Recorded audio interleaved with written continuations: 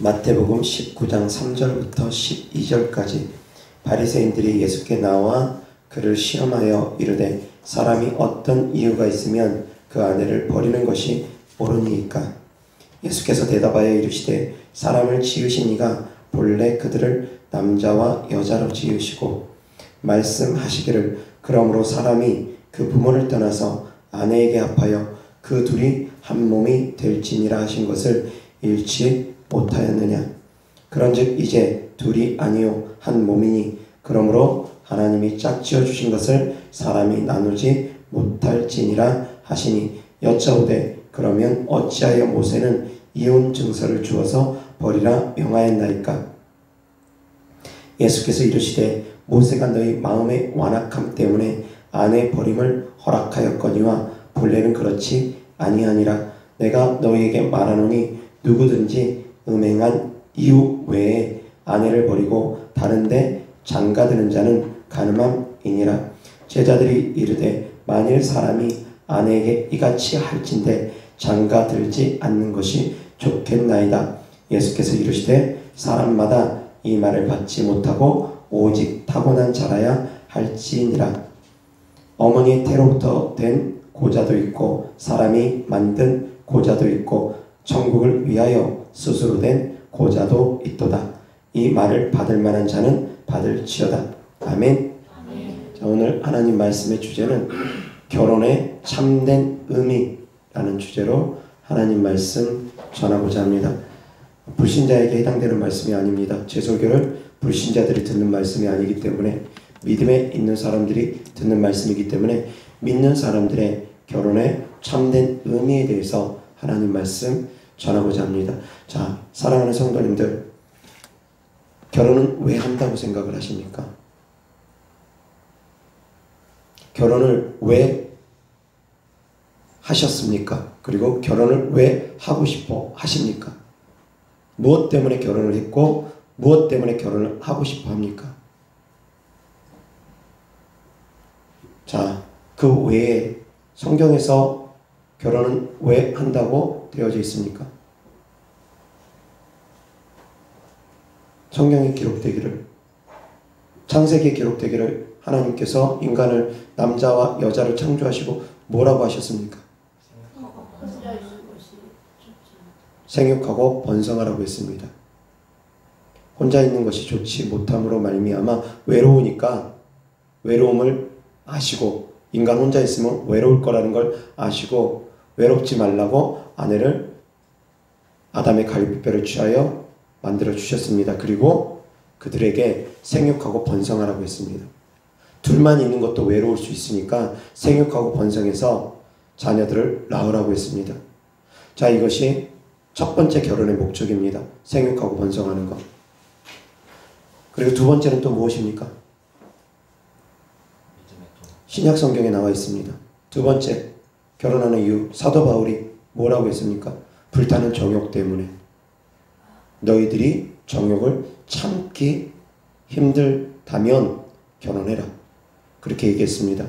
성경에서 말하는 결혼의 두 가지 육적인 기준입니다.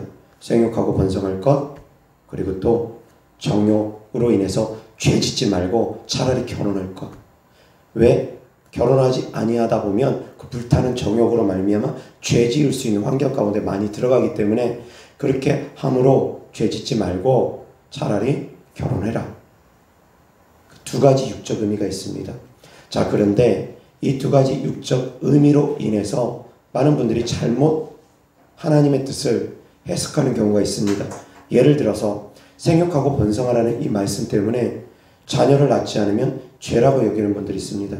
자녀를 낳지 않으면 하나님 말씀에 어긴다, 하나님 말씀을 어기는 것이다 라고 생각해서 낳아야 된다고, 무조건 자녀는 낳아야 된다고 그렇게 생각하고 가르치는 분들도 계시는 것 같습니다.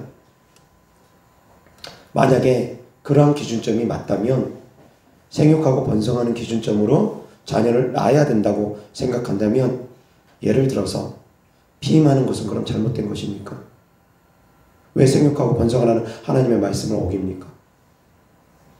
만약 그렇다고 한다면 주시는 대로 다 낳아야 됩니다. 10명이면 10명, 20명이면 20명. 낳게 되는 날까지 계속 낳고 또 낳고 낳고 또 낳아야 됩니다. 근데 그런 분들 계십니까? 그런 분들 거의 안 계십니다. 한두 명 낳고 둘만 낳아 잘 키우자, 한 명만 낳아 잘 키우자 그러면서 한두 명 낳고 많은 경우가 허다합니다.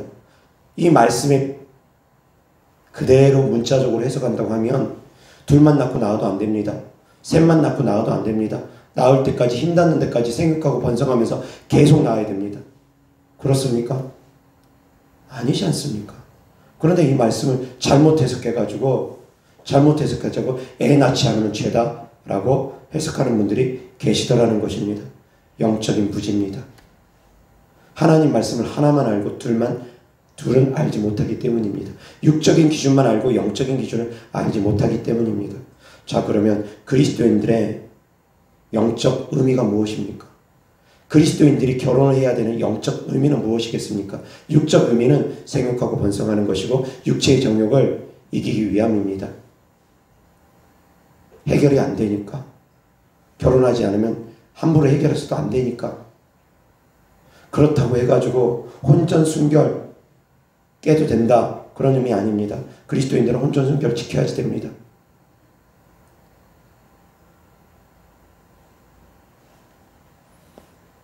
육체적인 정욕을 이기기 위해서 결혼할 수 있고 자녀를 낳기 위해서 결혼할 수 있습니다.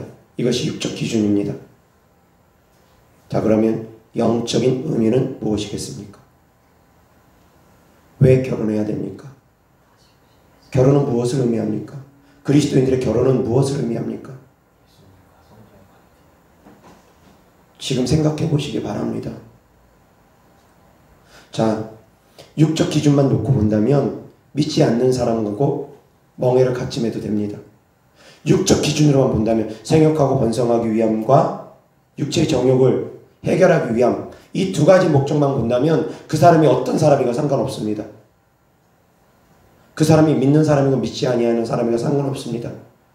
자, 그런데 성경은 믿지 않는 사람하고 멍이 같이 매지 말라고 합니다. 왜 그럽니까? 왜 믿지 않는 사람하고 멍이 같이 매지 말라고 합니까? 믿지 않는 사람이랑 결혼해 보신 분들, 믿지 않는 사람들 때문에 고통당해 보신 분들은 아실 것입니다. 그 이유가 무엇입니까?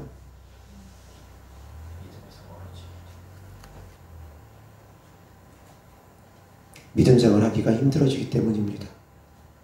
믿지 아니하는 남편으로 인해서 내 믿음 지키기도 힘들어지기 때문입니다.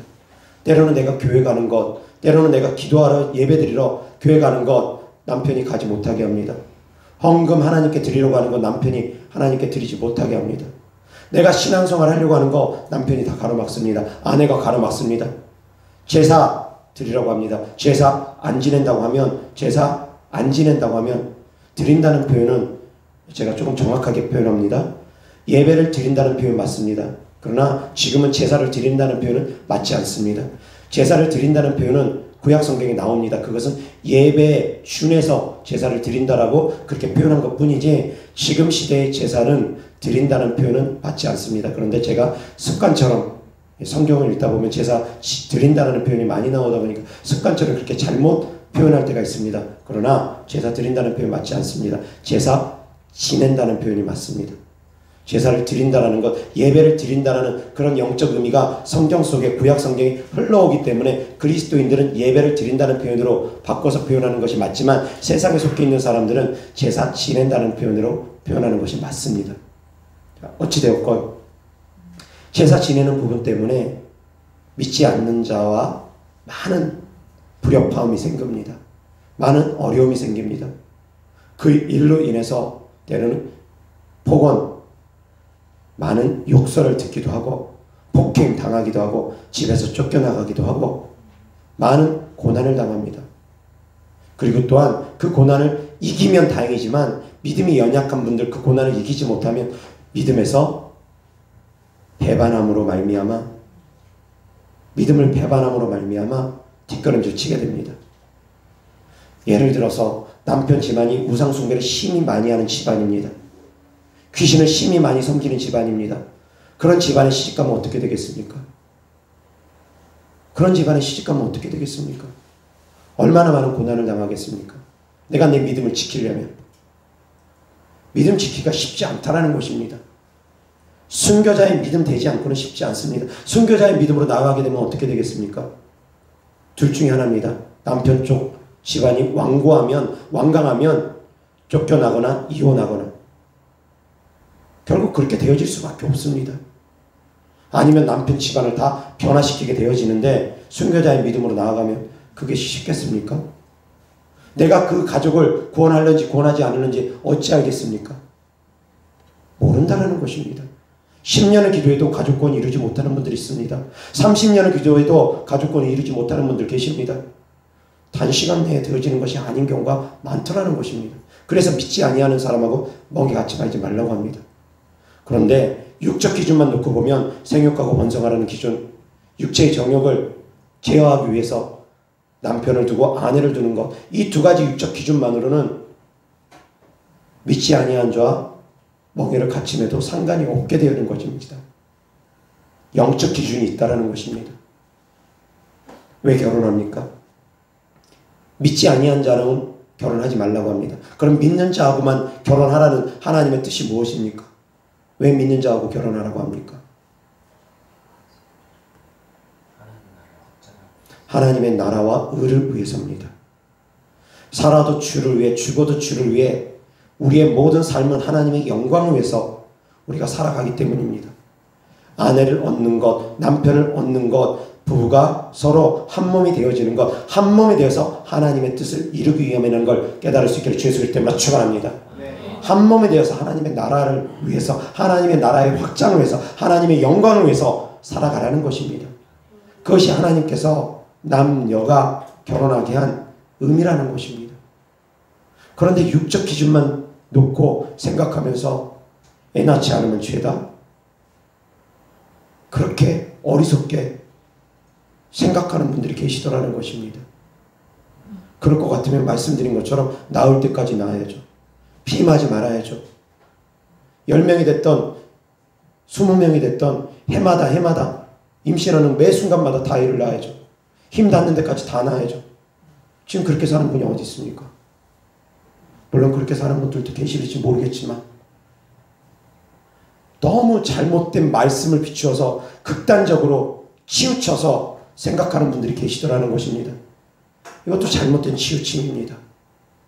낳을 때까지 낳는 것도 치우침이고 하나도 낳지 않는 것도 또한 치우침일 수 있습니다. 그러나 그리스도 안에서는 낳지 않는 것이 오히려 더 유익할 수 있습니다. 마지막 때 신앙생활 하는 분들에게 주님께서 뭐라고 하십니까? 환난의 때 임신하는 자들 향해서, 아이벤 자들을 향해서 주님께서 뭐라고 하십니까? 환난의 때에 아이벤 자들 화가 있다고 합니다. 사도 바울이 처녀와 총각을 해서 처녀와 총각을 향해서 뭐라고 권면합니까? 결혼하지 아니하는 사람들을 향해서 뭐라고 권면합니까? 뭐라고 권면합니까?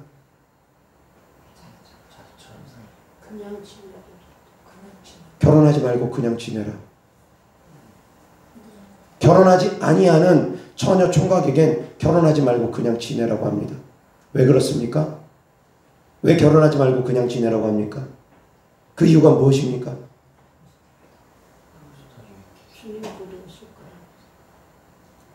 그 이유가 무엇입니까? 하나님을 먼저 기쁘시게 하지 않고 내 남편을 기쁘시게 하는 것을 먼저 생각하고 내 아내를 기쁘게 하는 것을 먼저 생각하기 때문이라는 것입니다. 내 아내를 먼저 기쁘게 할 것을 생각하고 내 남편을 먼저 기쁘게 할 것을 생각하기 때문이라는 것입니다. 자녀가 생기면 자녀를 기쁘게 할 것을 먼저 생각하기 때문이라는 것입니다. 하나님이 먼저가 되지 않기 때문이라는 것입니다. 그렇기 때문에 하나님이 먼저가 되지 않을 것 같으면 차라리 결혼하지 마라. 나처럼 혼자 지내는 것이 낫다. 그렇게 표현합니다. 그렇다고 해서 결혼한 사람들 헤어지라고 합니까? 결혼한 사람들을 향해서는 그냥 그대로 지내라. 헤어지지 말고 그냥 그대로 지내라. 그래서 지금 현재 시점이 어떠한 시점에 있든 그냥 그대로 지내라고 합니다. 사도 바울은 우리에게 그러한 교훈을 줍니다. 결혼을 했던 결혼을 하지 않았던, 결혼한 것도 잘한 것이지만 결혼하지 않는 것은 더 잘한 것이다. 왜? 결혼하지 아니함으로 말미암아 하나님을 더 기쁘시게 할 수 있기 때문이라는 것입니다. 자, 본질을 깨달으시기 바랍니다. 결혼을 하든 결혼하지 않든 그리스도인들은 하나님을 기쁘시게 하는 삶을 살라는 것입니다. 그것이 결혼의 본질입니다. 깨달을 수 있기를 바랍니다. 결혼을 하면 남편을 기쁘게 하고 아내를 기쁘게 하고 그런 삶을 살아가지 말고, 결혼을 했어도 그럼에도 불구하고 하나님을 기쁘시게 하는 삶을 살라는 것입니다. 아이 많이 낳아서 아이들이랑 행복하게 가족 꾸리고 살아가는 것이, 그것이 이 땅에 인간을 창조하신 목적의 전부가 아닙니다. 깨달을 수 있기를 바랍니다. 그런데 이런 영적 의미를 깨닫지 못하고 육적인 기준만 붙잡고서 생각하는 분들이 많더라는 것입니다. 두 번 다시의 이런 육적 기준 때문에 사랑하는 성도님들 미혹되지 않기를 바랍니다. 자, 또한 혼전 순결 지키는 것 너무 중요합니다. 그래서 그리스도인들 중에 무지한 사람들 가운데서 남자가 여자를 성폭행하게 되면 여자가 그 남자하고 무조건 결혼해야 된다고 생각하는 분들 계십니다. 순결을 잃으면 순결을 잃게 한 그 사람에게 무조건 결혼해야 된다고 생각하는 분들 계십니다. 남자가 여자 성도님 정말 마음에 들면 동침하랍니다. 그런 얘기도 제가 들은 바가 있습니다. 맞는 말씀입니까? 이 시대에 맞는 말씀입니까? 자, 구약 시대에는 남자가 여자를, 총각이 처녀를 범했습니다. 자, 그랬을 때 어떻게 그 사건을 해결하느냐? 남자가 그 여자의 몸값으로 50세겔, 은 50세겔을 주면 그 여인을 아내로 데려올 수 있었습니다. 그러면 되었습니다. 자, 지금 시대에도 구약 시대의 율법을 그대로 가지고 오면 어떻게 되겠습니까? 만약에 이 말씀을 그대로 가져오면 어떻게 되겠습니까? 교회에서 마음에 드는 아가씨가 있습니다. 너무 마음에 듭니다. 호시탐탐 노립니다. 그 여자랑 동침만 하면 결혼할 수 있다면, 그런 생각을 갖고 있다면, 순결을 잃게 되면 그 순결을 잃게 한 그 남자하고 무조건 결혼해야 된다고 그런 생각을 모든 사람이 갖고 있다면 교회가 어떻게 되겠습니까? 성폭행하는 사람들의 소굴이 될 것입니다. 부작용들이 엄청날 것입니다. 그래서 한 면만 보고 한 면을 모르면 안 된다는 것입니다. 하나님의 말씀 한쪽으로 치우치면 안 된다는 것입니다. 깨달을 수 있기를 주 예수 그리스도 이름으로 축원합니다. 자꾸 치우칩니다. 성도님들 분별할 수 있는 지혜가 있기를 바랍니다. 그렇다고 해서 제가 순결을 잃었으니까 순결 잃게 한 사람하고 무조건 결혼하지 말라는 것도 아니고 무조건 결혼하는 것도 아닙니다. 그 사람이 형편과 처지와 믿음과 환경에 따라서 그것은 얼마든지 다를 수 있을 것입니다. 두 사람의 합의하에 동침을 했다는 것은 또 다를 수도 있을 것이고, 그렇다 할지라도 그리스도인들의 결혼관은 혼전, 순결 지키는 것이 또한 그리스도인의 결혼관입니다. 혼전에는 손만 잡고 자는 것도 안 됩니다. 많은 분들이 그렇게 얘기합니다. 손만 잡고 잔다고. 손만 잡고 자는 것도 안 됩니다. 같이 동침 안 됩니다. 어떠한 이유와 명분으로도 안 됩니다. 결혼하기 전에 이미 그랬다. 그러면 어떻게 해야 됩니까? 라고 묻는다면 어떻게 해야 되겠습니까? 회개하고 그 다음에는 결혼 전까지는 동침하지 말아야 됩니다. 이미 한번 엎질러졌으니까 그냥 계속 할 때까지 동침하자. 안 됩니다. 회개하고 결혼 전까지 동침하지 않는 것입니다. 그것이 그리스도인들의 신앙 가치관입니다. 결혼에 대한 가치관입니다. 그렇게 해야 됩니다. 이 말씀을 너무나 모르다 보니까 불가피하게 제가 하나님 말씀 전하게 됐습니다. 쉽게 전하기 힘든 말씀입니다. 조금 적나라한 표현들을 해야 되기 때문에. 그런데 전하지 않다 보니까 성도님들이 스스로 깨닫지 못하다 보니까 제가 불가피하게 전합니다. 깨달을 수 있기를 바랍니다. 지켜내야 됩니다. 그리스도인들이 결혼하는 목적은 단순히 육체의 정욕을 해결하기 위함도 아니고 생육하고 번성하기 위함도 아니라는 것입니다. 하나님의 나라와 의를 위해서 같이 믿음의 동역자를 얻는 것입니다. 두 사람이 믿음의 동역자를 얻는 것입니다. 남편은 아내 믿음의 동역자 얻는 것이고 아내는 남편의 믿음의 동역자를 얻는 것입니다. 그래서 둘이 합심하여 기도하고 둘이 합심하여 예배드리고 둘이 합심하여 복음을 전하는 것입니다. 그것이 이상적인 그리스도인들의 가정입니다. 가장 이상적인 그리스도인의 가정입니다. 둘이 합심하여 하나님의 나라를 위해서 살아가는 것 깨달을 수 있기를 바랍니다. 그것이 그리스도인들의 결혼 가치관이 되어줘야지 됩니다. 남편은 아내를 사랑하고 남편은 아내를 위해서 희생하고 그리스도께서 교회를 위해서 사랑하시고 희생해 주셨던 것처럼 남편은 아내를 사랑하고 아내를 위해서 희생하는 것이고 아내는 그러한 남편에게 순종하고 복종하는 것입니다. 교회가 그리스도에게 복종하고 순종해야 되는 것처럼 그것이 바로 이상적인 부부의 모습이라는 것입니다. 교회와 그리스도의 모습이 그래야 되는 것처럼. 그런데 그러한 이상적인 그리스도인들의 가정의 가치관을 갖고 살아야 된다는 것인데 그러지 못하는 분들이 계시다는 것입니다. 바른 믿음의 가치관을 가지시기 바랍니다. 가정의 가치관은 그래야 됩니다. 남편은 아내를 사랑하되 그리스도께서 교회를 위해서 희생하시고 자기 몸까지 내어주신 것처럼 남편은 아내를 그렇게 사랑해야 됩니다. 그러한 남편에게 아내는 순종하고 복종해야 됩니다. 교회가 그리스도에게 복종하듯이. 그것이 이상적인 가정의 모습이라는 것입니다. 깨달을 수 있기를 바랍니다. 가정의 머리는 남자입니다. 남자의 머리는 그리스도이고 그렇게 되어진 것입니다. 그것이 육적인 질서입니다. 다만 영적인 질서에서는 그것이 거꾸로 되는 경우가 있습니다. 아내가 믿음이 더 좋은 경우가 정말 많습니다. 남편보다 아내가 믿음이 훨씬 좋은 경우가 많습니다. 그럴 때는 아내가 가정의 머리가 되어져야 됩니다. 영적인 머리는 아내가 되어야 됩니다. 그래야지 그 가정에 하나님의 축복이 임합니다.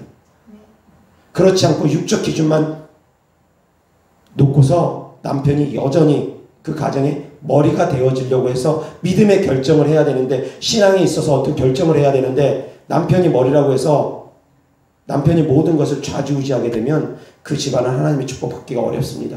예를 들어서 아내는 준력교회 가기를 원합니다. 남편은 준력교회가 아니라 가까운 교회에서 대충 신앙을 하기를 원합니다. 자, 그러면 아내 말을 들어야 됩니까? 남편 말을 들어야 됩니까? 아내 말 들어야 됩니다. 그래야지 그 가정이 잘 됩니다. 준력교회만이 아니라 성령의 충만한 교회를 가기를 원하는 사람의 말을 따라야지만이 됩니다.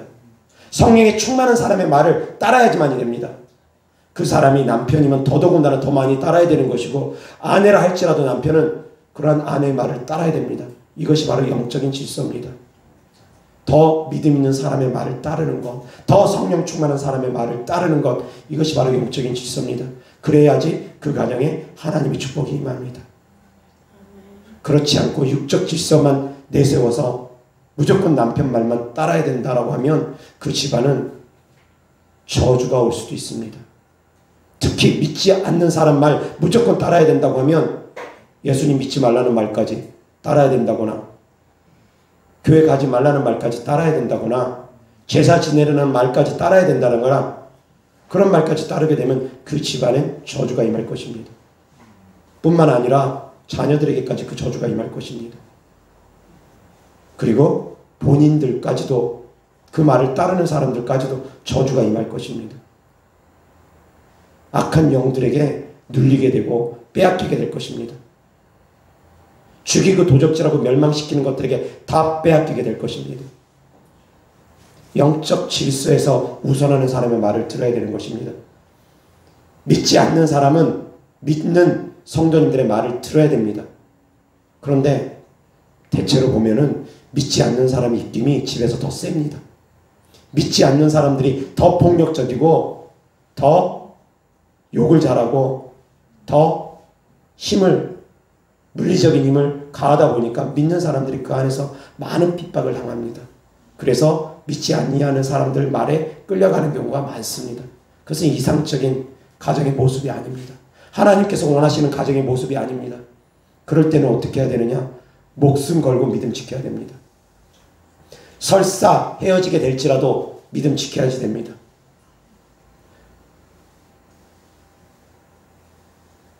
원수가 자기 집안 식구가 되어질다 할지라도 믿음 지켜줘야 됩니다.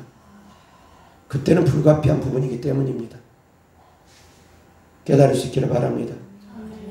그러나 주님은 우리를 화평 가운데 부르셨기 때문에 화평할 수 있으면 화평하는 것이 좋습니다. 그러나 말씀드린 것처럼 내 믿음조차 지키기 힘든 그런 상황이라면 내 믿음부터 지키는 것이 우선이라는 걸 깨달을 수 있기를 주 예수 그리스도 때문에 축원합니다. 그 남편을 구원할지 그 아내를 구원할지 너희가 어찌 알겠느냐. 그래서 믿지 아니하는 사람들이 갈리기를 원한다면 갈리도록 허락한 것입니다. 이혼은 절대적으로 안 되고 이혼하면 지옥 가는 것처럼 생각하는 어리석은 사람도 있습니다. 아닙니다. 믿음을 지켜나감에 있어서는 때때로는 이혼할 수도 있습니다. 그런데 만약에 결혼하지 아니하는 남녀가 믿음이 안 맞는다. 그럼 어떻게 해야 되겠습니까? 결혼하지 아니하는 남녀가 한 사람은 믿는 사람이고 한 사람은 믿지 아니하는 사람이거나 믿는다 하지만 우상숭배자이거나 그럼 어떻게 해야 되겠습니까? 그런 사람하고 끝까지 결혼까지 골인해야 되겠습니까? 그 환란이 눈에 뻔히 보이는데 사랑하는 성도님들 그래서 누구와 사귈 건지도 잘 아셔야지 됩니다. 어떤 사람하고 연애할지도 잘 알아야 됩니다. 결혼하면 교회 다닌다? 새빨간 거짓말일 가능성이 큽니다.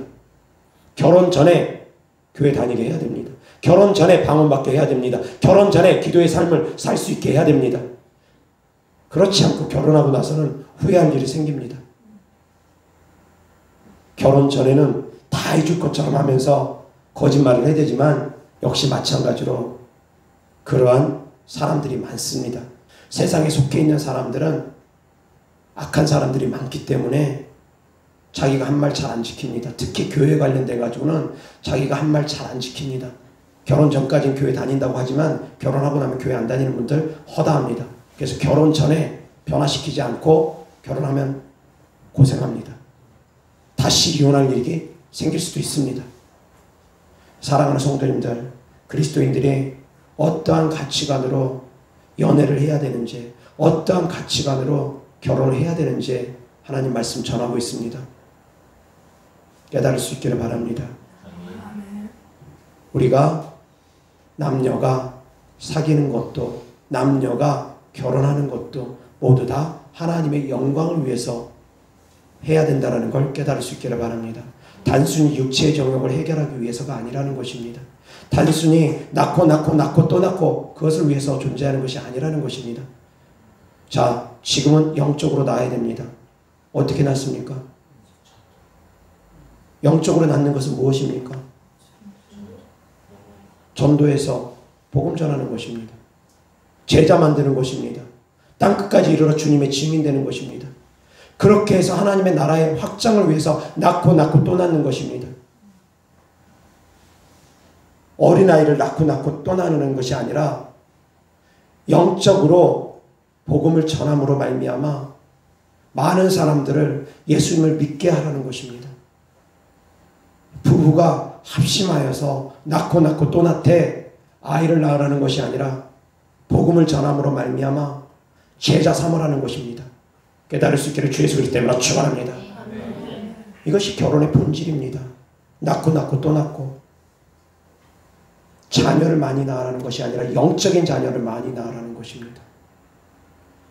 그리고 마지막 때에서는 환란이 임박한 시대에서는 아이 벤 자들에게 화가 있다고 합니다. 실제로 아이가 어렸을 때 신앙생활하기 어렵습니다. 임신 8개월, 9개월 차 들어가면 교회에서 예배 드리는 것, 기도하는 것 어려워집니다. 아이가 갓난아기일 때 용어 좀 가리지 못할 때 예배 드리는 것 어려워집니다. 어려운 시기들이 있습니다. 그때 영적으로 침체될 수 있습니다. 그 시기 잘 믿음 안에서 극복해야 되는데 믿음이 연약한 사람들이 그 시기 가운데 임신하는 데 들어가고 아이를 낳는 가운데 들어가면 믿음이 연약한 사람들이 그 가운데 들어가면 믿음이 더욱더 떨어짐으로 말미암아 하나님과 멀어지는 경우도 생깁니다. 그래서 기왕이면 아이 낳을 때는 믿음이 좋을 때 아이 낳으라고 저는 얘기합니다. 믿음 생활 잘하고 있을 때 그때 임신해서 아이 낳는 것이 낫지 믿음이 연약할 때 아이 낳는 거 좋지 않다고 얘기합니다. 그때 아이 갖게 되면 더 믿음이 연약해지고 더 뒤로 물러서기 때문입니다. 저희 교회도 마찬가지로 유아실이 없습니다. 그렇기 때문에 만약에 지금 1살짜리 2살짜리 아이를 데리고 우리 교회에서 예배를 드린다 쉽지 않습니다. 다른 교회에서 예배 드려야 됩니다. 그럴 수 있다는 것입니다. 현실적으로 아이가 생기면 많은 믿음 생활에 있어서 영향을 받습니다. 그런데 무조건 낳아야만이 된다. 저는 그렇게 생각하지는 않습니다. 그것은 스스로 선택할 부분입니다. 스스로 자기들의 믿음에 따라서 낳기를 원하면 낳는 것이고 때로는 낳지 못함으로 말미암아 낳기를 원하는 분들이 있습니다. 아무리 낳으려고 애쓰지만 낳지 못함으로 말미암아 낳기를 원하는 분들이 있습니다. 그분들은 믿음으로 낳으면 됩니다. 믿음으로 기도받아서 고침받아서 낳으면 됩니다. 다만 낳기를 원치 않는 분들 그런 분들 하나님께 믿음 생활 더 잘하기 위해서 낳지를 않기를 원하는 분들 그런 분들은 그렇게 또 살아도 됩니다. 자유하는 것입니다. 낳든 낳지 않든 그것도 자유할 수 있는 것입니다. 결혼을 하든 결혼하지 않든 그것도 자유할 수 있는 것입니다. 진리를 알지 진리가 너희를 자유케 한다고 했는데 왜 자꾸 율법의 속박 가운데 들어가가지고 정죄하고 비난하고 잘못된 믿음들을 갖고 있는 것입니까? 낳든 낳지 않든 자유할 수 있는 것이고 결혼을 하든 결혼하지 않든 자유할 수 있는 것이라는 걸 깨달을 수 있기를 주 예수 그리스도 때문에 축원합니다. 제일 중요한 본질이 무엇이냐? 하나님의 나라와 영광을 위해서 살아간 것이라는 것입니다. 깨달을 수 있기를 바랍니다. 자, 이어서 하나님 말씀 창세기 1장 28절 다 같이 시작. 하나님이 그들에게 복을 주시며 하나님이 그들에게 이르시되 생육하고 번성하여 땅에 충만하라. 땅을 정복하라. 바다의 물고기와 하늘의 새와 땅에 움직이는 모든 생물을 다스리라 하시니라. 아멘. 남녀에게 생육하고 번성하라고 주님께서 축복을 주셨습니다. 이어서 바로 마태복음 28장 18절부터 20절까지 예수님께서 마지막 승천하시기 전에 우리를 향해서 축복을 해주신 것입니다. 좀 전에 읽었던 창세기의 말씀은 하나님 아버지께서 아담과 하와를 창조하시고 생육하고 번성하라는 축복을 주신 것입니다. 그리고 예수님께서 승천하시고 자하실 때 승천하시기 바로 전에 마지막 제자들을 향해서 모든 만민을 향해서 축복하신 축복의 메시지입니다. 다 같이 시작. 예수께서 나와 말씀하여 이르시되 하늘과 땅의 모든 권세를 내게 주셨으니 그러므로 너희는 가서 모든 민족을 제자로 삼아 아버지와 아들과 성령의 이름으로 세례를 베풀고 내가 너희에게 분부한 모든 것을 가르쳐 지키게 하라. 볼지어다 내가 세상 끝날까지 너희와 항상 함께 있으리라 하시니라. 아멘. 결혼을 했던 결혼하지 않았던 이 말씀은 모든 사람에게 다 해당되는 말씀입니다. 땅끝까지 이르러 주님의 증인되는 것, 모든 사람들을 만민을 복음화해서 제자 삼는 것. 그래서 낳고 또 낳는데 복음을 낳고 복음을 낳고 복음을 낳으라는 것입니다. 예수님의 제자를 낳고 예수님의 제자를 낳고 또 제자를 낳으라는 것입니다. 제자가 제자를 낳고 그 제자가 또 제자를 낳으라는 말씀입니다. 깨달을 수 있기를 바랍니다. 그래서 부부가 결혼해서 자녀를 낳으면 그 자녀도 제자를 삼아야 됩니다. 복음화 시켜야지 됩니다. 자녀를 낳았는데도 불구하고 자녀를 복음화 시키지 못했다. 그것도 큰 죄입니다. 자녀를 낳았으면 자녀 복음화 시켜야 됩니다. 그런데 자녀가 조금만 크면 부모 말 잘 안 듣습니다. 그래서 어렸을 때 신앙의 기준점을 잘 잡아줘야지 됩니다. 그래서 부모가 먼저 믿음 안에서 우뚝 선 상태에서 믿음의 장성한 분량이 이른 상태에서 자녀를 키워야지 자녀를 믿음으로 양육할 수 있다는 것입니다. 믿음의 자녀로 자녀를 양육할 수 있는 것이지 내 믿음이 흔들흔들거려가지고 화만 나면 좀만 삐지면 교회 안 오는 그런 믿음의 상태에서 무슨 자녀를 믿음의 자녀로 키우겠습니까? 그렇게 해서는 힘들다는 것입니다. 내가 먼저 믿음에서 우뚝 서라는 것입니다. 내가 먼저 믿음의 장성한 분량에 이르라는 것입니다. 그래서 자녀를 믿음의 자녀로 키울 수 있기를 주 예수 그리스도 때문에 축원합니다. 자녀를 낳게 될 경우 꼭 낳으라는 얘기 아닙니다. 그것도 역시 선택사항이라는 것 말씀드렸습니다. 이어서 하나님 말씀 고린도전서 7장 2절 다 같이 시작. 음행을 피하기 위하여 남자마다 자기 아내를 두고 여자마다 자기 남편을 두라. 아멘. 이어서 다 같이 시작. 나는 모든 사람이 나와 같기를 원하노라. 그러나 각각 하나님께 받은 자기 은사가 있으니 이 사람은 이러하고 저 사람은 저러하니라. 8절 시작. 내가 결혼하지 아니한 자들과 과부들에게 이르노니 나와 같이 그냥 지내는 것이 좋으니라. 아멘. 이어서 16절 다 같이 시작. 아내된 자여 내가 남편을 구원하는지 어찌 알 수 있으며 남편된 자여 내가 내 아내를 구원하는지 어찌 알 수 있으리요. 아멘. 믿지 아니하는 사람들하고 함부로 결혼하지 말라는 것이고 믿지 아니하는 사람하고 헤어지게 될 경우 남편 쪽에서 아내 쪽에서 믿지 아니하는 쪽에서 헤어지길 원할 때는 헤어질 수도 있다라는 하나님의 말씀입니다. 내가 그 남편을 구원하는지 그 아내를 구원하는지 내가 어찌 알 수 있겠느냐.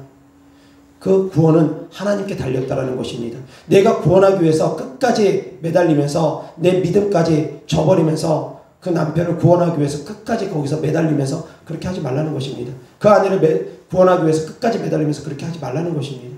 내 믿음 지키기에 어려우면 내 믿음조차 지키기에 어려우면 그것은 남편 쪽에서는 아내 쪽에서는 갈리라고 할 때는 갈리는 것이 맞다라는 것입니다.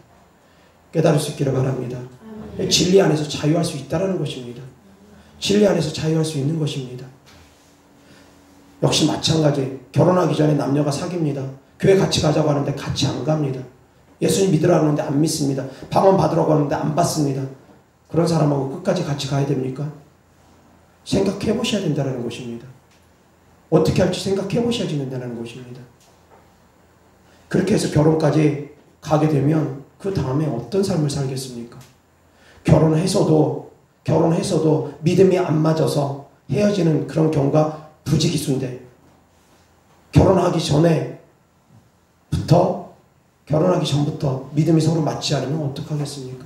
그래서 그리스도인들은 믿는 사람하고 멍에를 같이 매야 된다는 걸 깨달을 수 있기를 바랍니다. 특히 성령 받은 사람들은 성령 받은 사람들하고 같이 맺어져야 됩니다.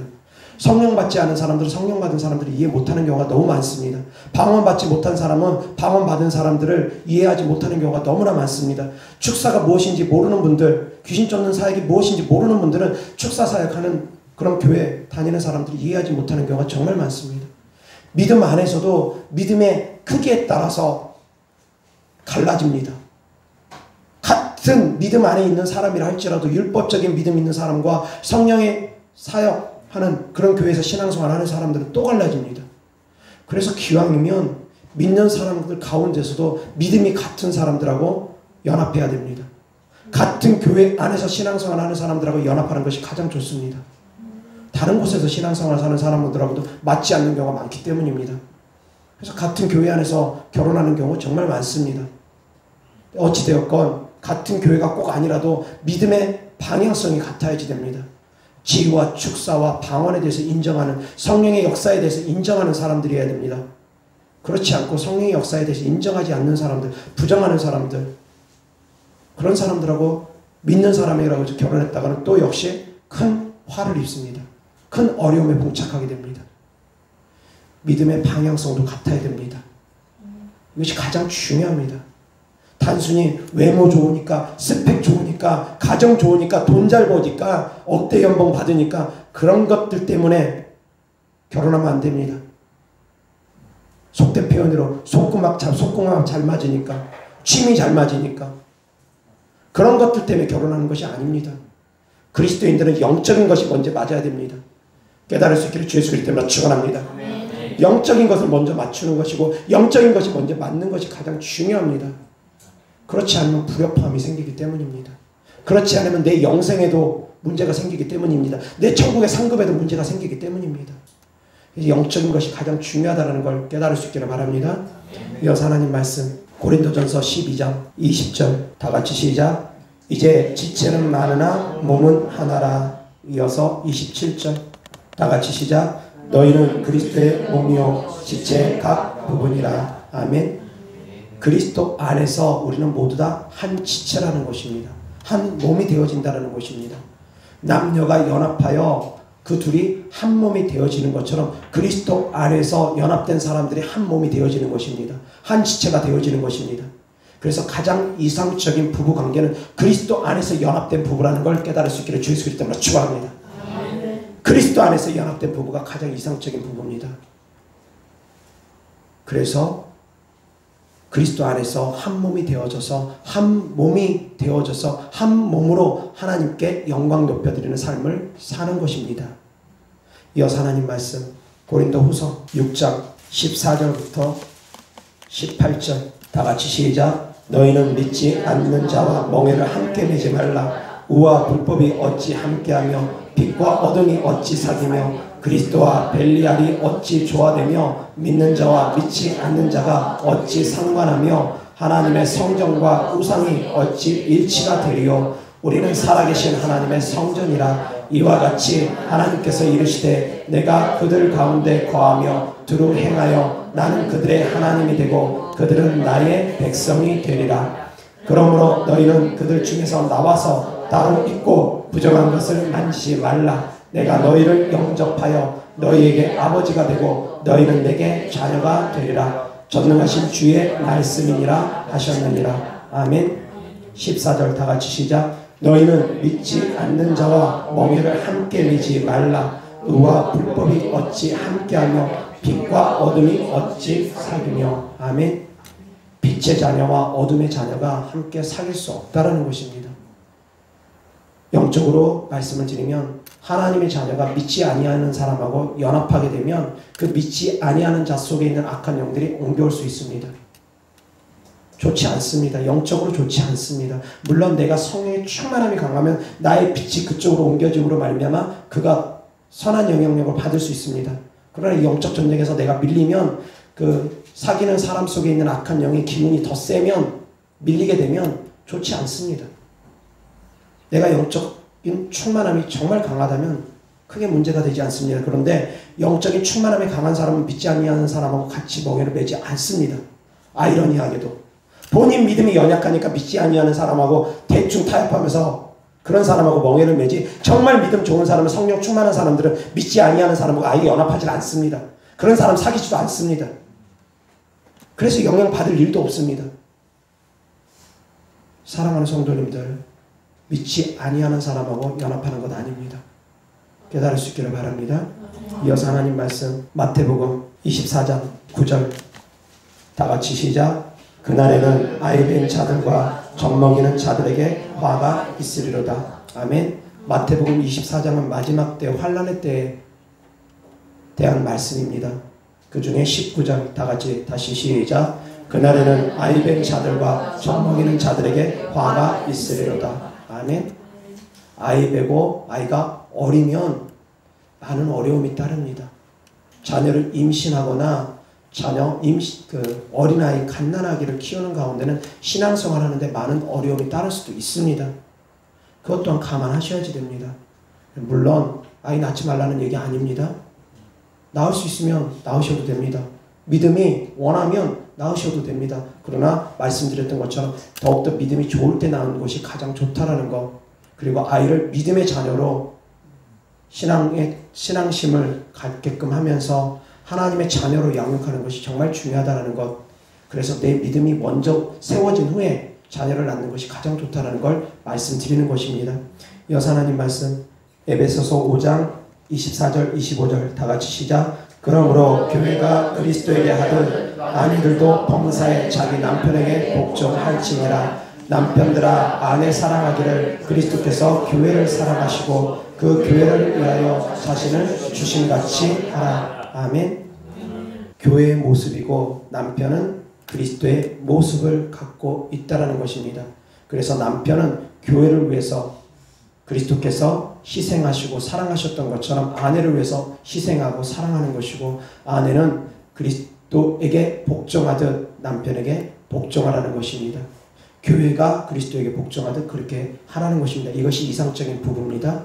이어서 하나님 말씀 마태복음 28장 18절부터 20절까지 시작. 예수께서 나와 말씀하여 이르시되 하늘과 땅의 모든 권세를 내게 주셨으니 그러므로 너희는 가서 모든 민족을 제자로 삼아 아버지와 아들과 성령의 이름으로 세례를 베풀고 내가 너희에게 분부한 모든 것을 가르쳐 지키게 하라. 볼지어다 내가 세상 끝날까지 너희와 항상 함께 있으리라 하시니라. 아멘. 이것이 바로 결혼의 목적이라는 것 깨달을 수 있기를 바랍니다. 남편은 아내라는 믿음의 동역자를 얻는 것이고, 아내는 남편이라는 믿음의 동역자를 얻는 것입니다. 그래서 서로 믿음의 동역자가 되어서 하나님의 나라의 확장을 위해서 사는 것이고, 결혼하지 아니하는 처녀 총각은 그대로 지내면서 하나님의 영광을 위해서 살아가면 그것이 유익한 것이고, 결혼한 사람은 그대로 지내면서 하나님의 영광을 위해서 살아가면 그것이 유익한 것이라는 것입니다. 결혼하든 결혼하지 않든 자유하라는 것이고, 아이를 낳든 낳지 않든 자유하라는 것입니다. 깨달을 수 있기를 주 예수 그리스도 이름으로 축원합니다. 진리 안에서 자유하면서 신앙생활을 하면 됩니다. 그런데 이 말씀을 잘못 알고 계시는 분들이 종종 계시는 것 같습니다. 깨달을 수 있기를 바랍니다. 기도하겠습니다. 좋으신 아버지 하나님 감사합니다. 우리가 육신의 자녀를 낳는 것이 아니라 영적인 자녀들을 낳는 것이 더욱더 중요하다는 것을 깨닫게 하여 주시니 감사합니다. 이 세상을 살아가는 동안 세상 끝날까지 우리와 함께 계신 주님을 의지하며 만민에게 복음을 증거하고 많은 사람들을 제자로 삼기를 원합니다. 우리를 주님 사용하여 주셔서 우리가 복음을 전하는 하나님의 영광을 위해서 살아가는 하나님의 자녀들 되어지게 하여 주시옵소서. 결혼을 하든 결혼하지 않든 자녀를 낳든 자녀를 낳지 않든 진리 안에서 우리가 자유할 수 있게 하여 주시고, 먹든 마시든 무엇을 하든 하나님의 영광을 위해서 살아갈 수 있는 저희들 되어지게 하여 주시옵소서. 주님께 드려진 예물들을 축복합니다. 주께서 기뻐 받으시옵시고 30배, 60배, 100배 심은 대로 열매 맺게 하여 주시옵소서. 우리와 함께 계신 주님을 찬양하고 우리를 구원하신 우리 구주 예수 그리스도의 이름으로 축복하며 기도드렸습니다. 아멘.